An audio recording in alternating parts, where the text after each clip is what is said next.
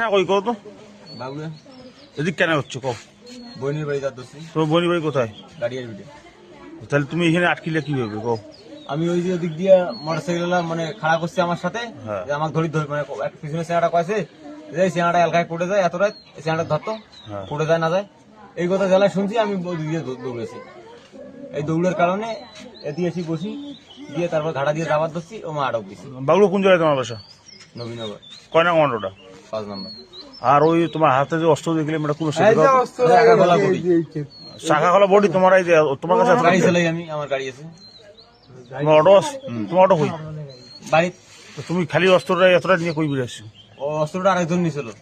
তোমার কাছে কেন এখন? এখন তোমার কাছে পাই নাই?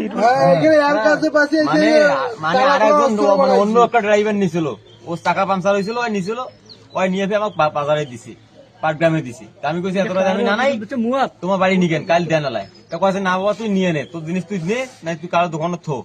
আমি দোকানে থুই নি, এই অবস্থায় আমি পকেট নিছি।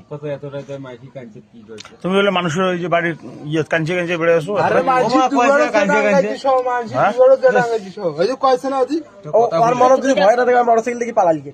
মোটরসাইকেল পালাইছো তুমি? হ্যাঁ কেন পালার কি কারণ কি তোমার? ধরি ধরছে আমার, মানে দেখো কয় এত রাতে করে দেয় ধরো।